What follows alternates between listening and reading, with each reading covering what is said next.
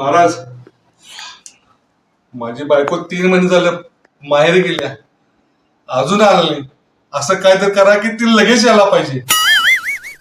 ठीक आहे. हा.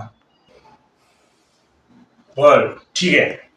बालका, एक काम कर, 25,000 रुपये घेऊन ये.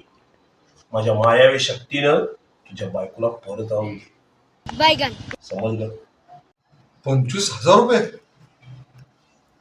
25,000 मध्ये मी दुसरी बायको आणू शकते की?